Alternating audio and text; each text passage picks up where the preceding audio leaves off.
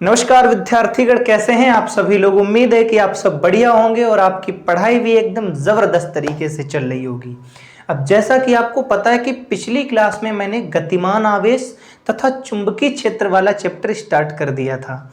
आज ये उसका दूसरा लेक्चर है। पहले लेक्चर में हमने चुंबकीय क्षेत्र बताया था, चुंबकीय बल रेखाएं बताई थी, उनके गुण बताए थे, मतलब इतनी बातें हमने कर ली थी। और कल मैंने एक बहुत ही बढ़िया बात बताई थी कि हमारी जो पृथ्वी है वो भी एक चुंबक की तरह व्यवहार करती है। एक विशाल चुंबक है हमारी पृथ्वी।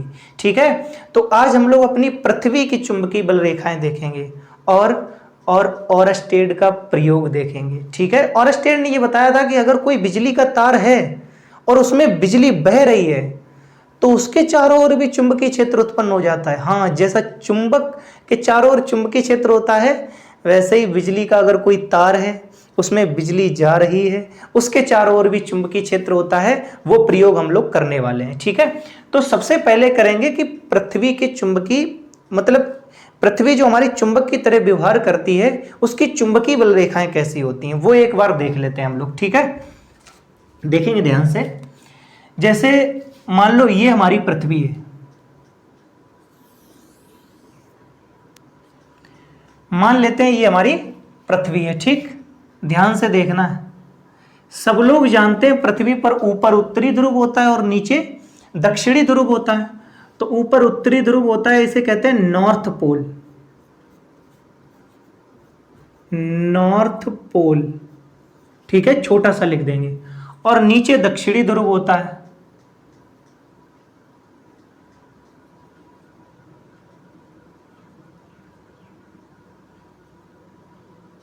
इसे कहते हैं साउथ पोल।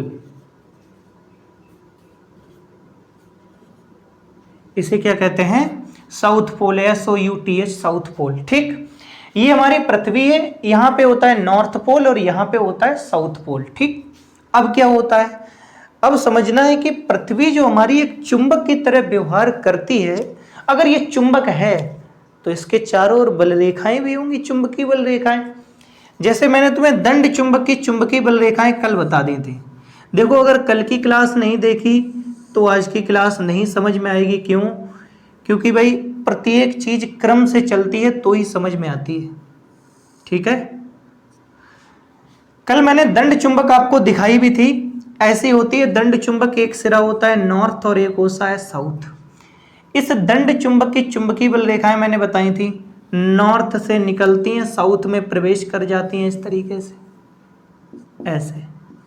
नीचे भी ऐसे ही चारों तरफ से ऐसे ही नॉर्थ में से निकलेंगी और साउथ में प्रवेश कर जाएंगी। ये तो दंड चुंबक की चुंबकीय बल रेखाएं थी। मगर पृथ्वी के केस में थोड़ा सा उल्टा मानते हैं। होता क्या है, साउथ पोल से निकलती हैं और नॉर्थ पोल में जाती हैं। देखेंगे ध्यान से, इस तरीके से ऐसी होती हैं चुंबकीय बल रेखा।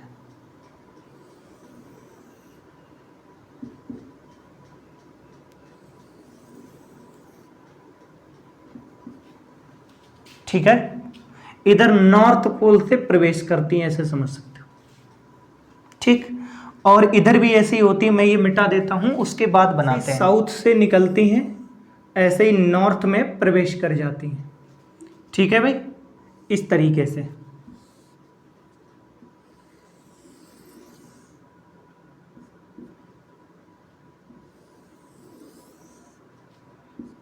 इस तरीके से होती हैं अपने चुंबक पृथ्वी के चुंबकीय क्षेत्र की चुंबकीय बल रेखाएं। ठीक है, अब साफ साफ दिख रहा है, देखो पृथ्वी के जो चुंबकीय क्षेत्र की दिशा नीचे दक्षिण है, ऊपर उत्तर है।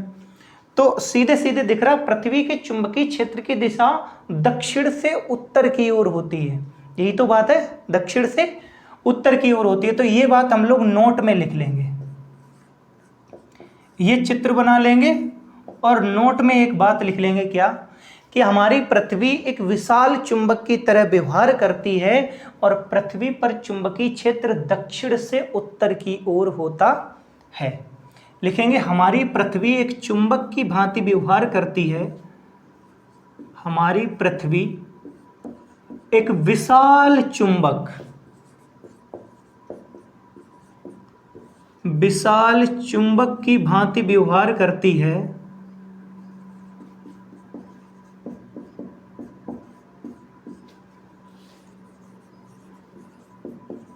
व्यवहार करती है, हमारी पृथ्वी एक विशाल चुंबक की भांति व्यवहार करती है तथा इसके चुंबकीय क्षेत्र की दिशा कहाँ होती है? दक्षिण से उत्तर की ओर होती है। पृथ्वी पर चुंबकीय क्षेत्र की दिशा, तथा और लगा लेंगे, तथा पृथ्वी पर चुंबकीय क्षेत्र की दिशा, चुंबकीय क्षेत्र की दिशा दक्षिण से उत्तर की ओर होती है, दक्षिण से उत्तर की ओर होती है।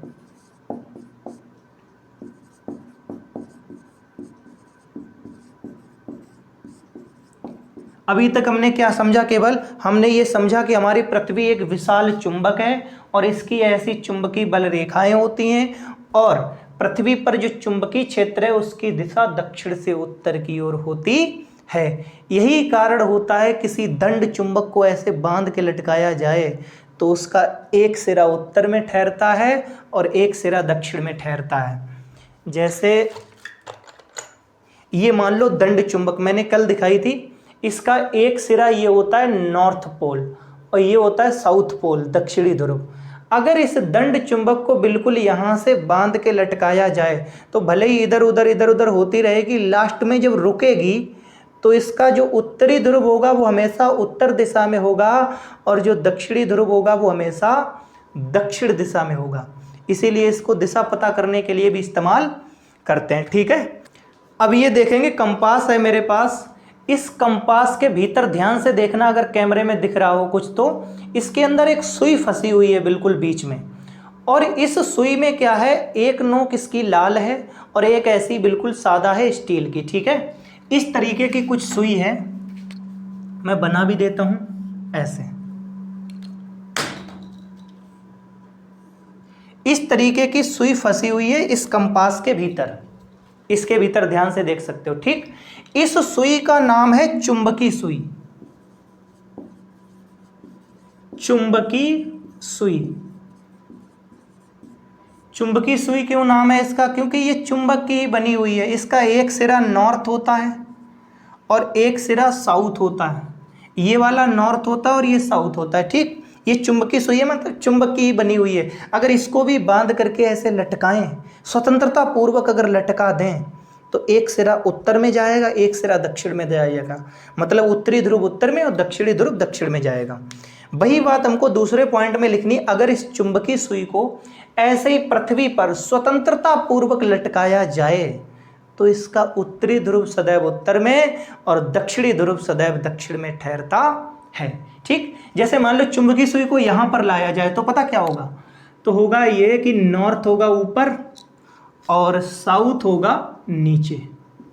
ठीक है, यहां पर बात समझ में आ गई होगी मेरे ख्याल से कि मैं क्या बताना चाह रहा हूं, कि अगर किसी चुंबकीय सुई को पृथ्वी पर स्वतंत्रता पूर्वक लटकाया जाए तो उसका उत्तरी ध्रुव सदैव उत्तर की ओर तथा दक्षिणी ध्रुव सदैव दक्षिण की ओर ठहरता है। और ये नॉर्थ बता रहा है कि चुंबकीय क्षेत्र उधर है भाई, नॉर्थ की नोक से तय होता है चुंबकीय क्षेत्र किधर होगा। ठीक, अब देखो ध्यान से, यही बात हमको अब नोट नंबर 2 में लिख भी लेनी है। पता है क्या लिखेंगे दूसरे नोट में? कि पृथ्वी पर किसी चुंबकीय सुई को स्वतंत्रता पूर्वक लटकाने पर उसका उत्तरी ध्रुव सदैव उत्तर की ओर तथा दक्षिणी ध्रुव सदैव दक्षिण की ओर ठहरता है। ये वाली बात हम लोग लिखने वाले हैं। ठीक है, लिखेंगे पृथ्वी पर किसी चुंबकीय सुई को, किसी चुंबकीय सुई को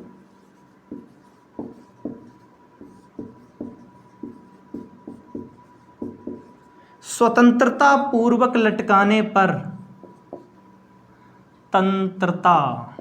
स्वतंत्रता पूर्वक लटकाने पर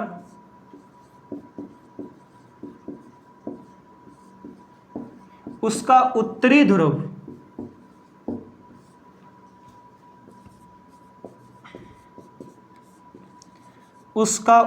ध्रुव सदैव उत्तर में, उसका उत्तरी ध्रुव सदैव उत्तर की ओर तथा दक्षिणी ध्रुव सदैव दक्षिण की ओर।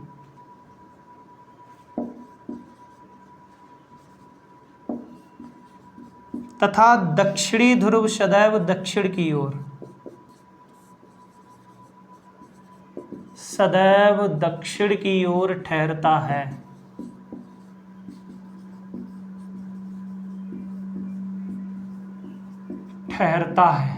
ठीक है। अब बात आती है पृथ्वी के चुंबकीय क्षेत्र के बारे में 2 बातें लिख ली, ठीक, और बस इतना ही लिखाएंगे, बहुत ज़्यादा नहीं। अब बात ये आती है कि पृथ्वी के अंदर जो चुंबकीय क्षेत्र पृथ्वी जो हमारी चुंबक की तरह व्यवहार कर रही है, ये एक चुंबक की तरह, मतलब एक खुद में एक चुंबक है। क्यों? बात तो ये आती है ना भाई, ऐसे कोई ये चुंबक क्यों नहीं हो गया? बात तो ये भी आती है। इस सवाल का जवाब अगर पता हो तो कमेंट में लिख देना, और अगर नहीं पता है तो मैं बताऊंगा आपको चुंबकत्व तथा द्रव्य वाले चैप्टर में। शायद वो अगला चैप्टर है जिसमें बताया जाएगा कि कैसे पदार्थों को चुंबक बनाया जाता है। ठीक है भाई, तो ये हो गया पृथ्वी के चुंबकीय क्षेत्र के बारे में। अब हम लोग पढ़ेंगे ओरस्टेड के प्रयोग के बारे में। उन्होंने बताया था कि अगर किसी तार में विद्युत धारा जाती है तो उस तार के चारों ओर भी चुंबकीय क्षेत्र उत्पन्न होता है। इस चीज को मिटा देते हैं, जल्दी से इसे नोट कर लो। अब हम लोग समझेंगे ओरस्टेड का प्रयोग। ओरस्टेड का प्रयोग, ये चित्र मैंने पहले ही बना रखे हैं क्योंकि बनाने में देर लगती है, तुम भी ऊब जाते हो। ठीक है, एकदम से जल्दी, वीडियो भी लंबी नहीं होगी। अब समझना बाकी है इनको। ठीक है क्या इन तीनों चित्रों में? ये जो लाल लाल जोड़ रखा है, ये कोई मोटा सा तार है। क्या? मोटा सा तार। और इस तार में विद्युत धारा प्रवाहित करानी है, तो जायज सी चीज है, कोई ना कोई बैटरी या सेल लगाएंगे और इस तरीके से जोड़ देंगे। ठीक, अब जैसे ही यहाँ कुंजी को बंद करेंगे, धारा प्लस में से निकल करके यहाँ से जाएगी। दूसरे चित्र में मैंने वही दिखाया है, कुंजी को बंद करके, कि कुंजी को अगर बंद कर दें, चित्र वही है, तो धारा कैसे जाएगी? इस तरीके से जाएगी। तीसरे चित्र में मैंने क्या दिखाया है? अब कुंजी तो बंद है, बस बैटरी पलट दी, यानी बैटरी के तार उल्टे कर दिए, प्लस वाला उधर कर दिया, माइनस वाला इधर कर दिया, तो क्या होगा? तो भाई सीधी सी बात है, प्लस से धारा निकलेगी, धारा उल्टी हो जाएगी। ये तीनों चित्र समझ में आए भाई? पहला चित्र कुछ भी नहीं, बैटरी जोड़ रखी है, बटन खुली रखी है, जैसी चीज़ अगर बटन खुली होगी धारा जाएगी नहीं। दूसरा चित्र बैटरी के साथ जो कुंजी जुड़ी, जैसे ही कुंजी बंद करेंगे धारा जाने लगेगी। तीसरे चित्र में धारा उल्टी तरफ से आ रही है, बस इससे ज़्यादा कुछ भी नहीं। ठीक है, अब क्या हुआ? ये 3 चीज़ें, ये वही है चुंबकीय कंपास, ये वाला। ठीक है, अब ऐसे चुंबकीय सुई हम बना नहीं पाए तो हमने सीधे ऐसे बता दी, ये नोक वाला एन है, नोक वाला एन, और साधारण वाला ऐसा ही एस है। ठीक, तो एक नॉर्थ पोल है, एक साउथ पोल है। दरअसल ये कुछ नहीं, ये इसके अंदर चुंबक है, बहुत बारीक चुंबक जो दिशा को बता सके। ठीक है, अब देखो ध्यान से, हुआ क्या? ओरस्टेड ने इस तरीके से एक सेटअप बनाया और उसके पास इस तरीके से यही कंपास रखा जो मैंने अभी दिखाया, और उसकी सुई इधर थी। ठीक है भाई, जैसे ही उन्होंने कुंजी को बंद की, चित्र ऐसा हो गया। कुंजी को जैसे ही बंद की तो जो नॉर्थ इधर था वो इधर की ओर मचल गया, इधर मुड़ गया। इस आधार पे ओरस्टेड को ये समझ में आया कि जैसे ही हमने विद्युत धारा प्रवाहित की तार में, तो ये चुंबकीय सुई अपनी जगह से हट गई। इसका मतलब, और ये जब ही हटती है जब कोई चुंबकीय क्षेत्र से दिखाया जाए, जैसे कुत्ते को रोटी दिखाओ तभी आता, वैसे ये तभी जो है अपनी दिशा उसा बदलती है जब इसे किसी चुंबकीय क्षेत्र में लाया जाए। तो ओरस्टेड ने इस आधार पर एक बात बताई कि मुझे ऐसा लगता है कि जब हम धारा प्रवाहित कर रहे हैं ना, तो इस तार के चारों ओर चुंबकीय क्षेत्र पैदा हो जा रहा है। यही बात मैंने बताई थी। ओरस्टेड ने अपने प्रयोग के आधार पर क्या बताया कि जब किसी तार में विद्युत धारा प्रवाहित की जाती है तो उसके चारों ओर चुंबकीय क्षेत्र उत्पन्न हो जा रहा, मतलब वैसा ही क्षेत्र जैसा चुंबक के चारों ओर होता है। ठीक है, अगर तुम्हारे पास हो ये कंपास तो करके देख लेना, होता है। ठीक, अब ओरस्टेड ने किया है तो वही होता ही है। दूसरे चित्र में क्या किया? अच्छा, वैज्ञानिक की खास बात क्या है? एक तरीके से करके देख लेगा, तसल्ली नहीं आती उसे, फिर इधर उधर करके देखेगा। अभी इसने धारा इधर से छोड़ी थी, अब क्या किया ओरस्टेड ने? बैटरी को पलट दिया, प्लस वाला इधर कर दिया, माइनस इधर कर दिया, धारा उधर से छोड़ी। तब देखो, अरे एक नया बवाल हो गया। अभी जो यन इधर आ रहा था, अब वो यन उधर हट गया। मतलब जो चुंबकीय क्षेत्र पैदा हुआ था उसकी दिशा भी बदल गई, जैसे ही हमने विद्युत धारा की दिशा बदली। ये था पूरा ओरस्टेड का प्रयोग। इस प्रयोग के आधार पर बताओ क्या निष्कर्ष निकाले जा सकते हैं। निष्कर्ष यही निकल सकते हैं, केवल निष्कर्ष लिखेंगे हम लोग, और बाकी इसकी लैंग्वेज वैंग्वेज वैसे भी नहीं लिखनी। पहली बात तो ये बोर्ड के पेपर में बहुत ज़्यादा नंबर में आता नहीं है, जब भी आए तो यही 3 चित्र बना देने हैं और निष्कर्ष लिख देने हैं जो इन्होंने निष्कर्ष निकाले थे। पहला निष्कर्ष क्या निकाला, पहला निष्कर्ष यहाँ से निकलेगा कि जब किसी तार में विद्युत धारा प्रवाहित की जाती है तो उसके चारों ओर चुंबकीय क्षेत्र उत्पन्न हो जाता है। ठीक है, तो एक निष्कर्ष यही लिख देंगे, निष्कर्ष नंबर 1। और स्टेन ने क्या बताया, जब किसी तार में विद्युत धारा प्रवाहित की जाती है, विद्युत धारा प्रवाहित की जाती है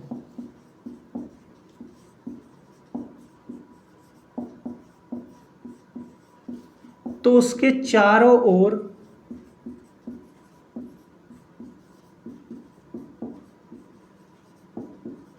एक चुंबकीय क्षेत्र उत्पन्न हो जाता है। जब किसी तार में विद्युत धारा उत्पन्न की जाती है तो उसके चारों ओर चुंबकीय क्षेत्र, एक ना लिखो, उसके चारों ओर चुंबकीय क्षेत्र उत्पन्न हो जाता है।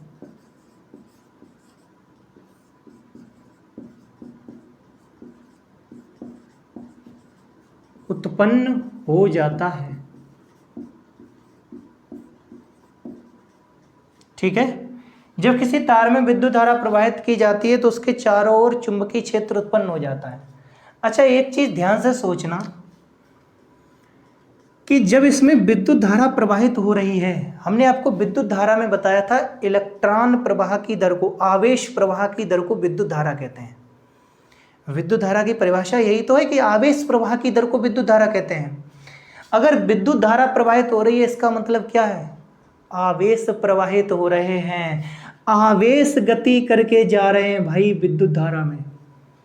तो इस आधार पर ओरस्टेड ने पता क्या लिखा, इसमें तो बहुत सारे आवेश जा रहे हैं, अगर अकेला आवेश भी कहीं गति करके जाए तो उसके चारों ओर भी चुंबकीय क्षेत्र उत्पन्न होगा।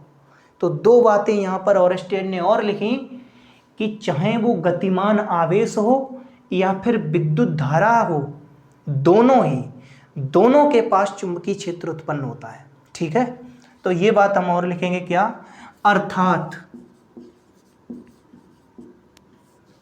अर्थात विद्युत धारा अथवा गतिमान आवेश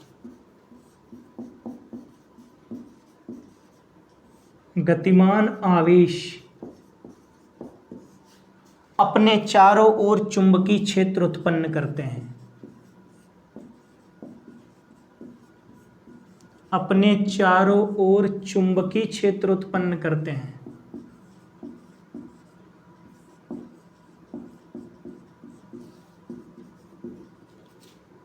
उत्पन्न हो गया भाई, उत्पन्न होता है, उत्पन्न करते। दिन प्रतिदिन राइटिंग बिगड़ती जा रही है, देखेंगे ध्यान से। चाहे वो किसी तार में बहती हुई धारा हो, उसके चारों ओर भी चुंबकीय क्षेत्र होगा, चाहे वो अकेला आवेश ही क्यों ना दौड़ रहा हो, वो भी चुंबकीय क्षेत्र पैदा करता हुआ दौड़ेगा। तो ये था। और अच्छा, इसका निष्कर्ष एक ही तो लिखा है, एक और निष्कर्ष भी तो लिखना भाई, इसको मिटा दे। देखो ध्यान, अब हम चाहते हैं कि वो निष्कर्ष हम ऊपर लिख दें। ठीक है, तुम्हें ऊपर नहीं लिखना है, तुम्हें निष्कर्ष नंबर 1 उसके नीचे निष्कर्ष लिखना है दूसरा, हेडिंग के बाद चित्र, फिर पहला निष्कर्ष, फिर नीचे दूसरा। हमारे पास जगह नहीं तो हम कहाँ लिखेंगे, ऊपर लिखेंगे। दूसरा निष्कर्ष ये है कि जब जो है विद्युत धारा की दिशा बदल दी जाती है तो फिर क्या होता है। अच्छा, एक चीज और मैंने नहीं बताई, अगर यहाँ पर विद्युत धारा की मात्रा बढ़ाई जाए, बहुत ज़्यादा विद्युत धारा भेजी जाए तो ये सुई बहुत ज़्यादा झुकेगी। ठीक है, और अगर इधर से बहुत ज़्यादा भेजी जाए तो और ज़्यादा मुड़ेगी। मतलब जितनी ज़्यादा धारा भेजोगे सुई उतनी ज़्यादा मुड़ेगी। तो अब दूसरा निष्कर्ष पता क्या लिखेंगे कि विद्युत धारा का मान बढ़ाने पर सुई का विक्षेप भी बढ़ता है। विक्षेप माने अपनी जगह से हटना। तो विद्युत धारा अगर ज़्यादा प्रवाहित करोगे तो ये अपनी जगह से ज़्यादा हटेगी। तो एक निष्कर्ष ये और लिखेंगे कि विद्युत धारा का मान बढ़ाने पर सुई का विक्षेप बढ़ता है। ठीक, लिखेंगे तार में विद्युत धारा का मान बढ़ाने पर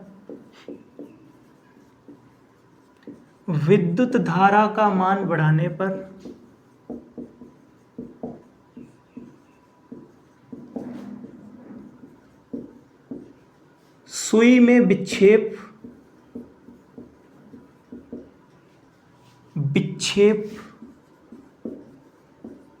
भी बढ़ता है।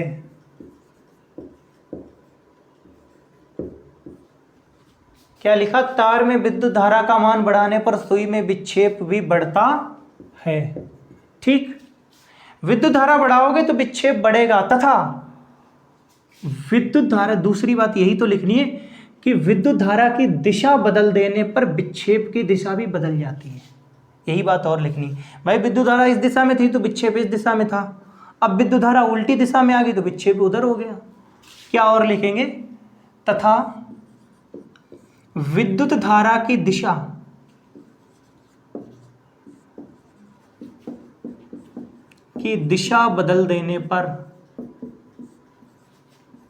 बदलने पर विक्षेप की दिशा भी बदलती है।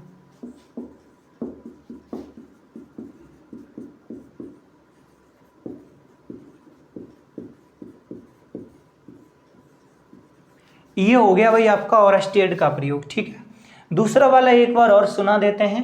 तार में विद्युत धारा का मान बढ़ाने पर सुई में विक्षेप बढ़ता है। विक्षेप बढ़ने का मतलब और ज़्यादा झुकती है, चाहे फिर वो ऊपर झुके चाहे नीचे झुके, जितनी ज़्यादा धारा जाएगी उतनी ज़्यादा सुई झुकेगी। ये तो हो गया भाई विक्षेप।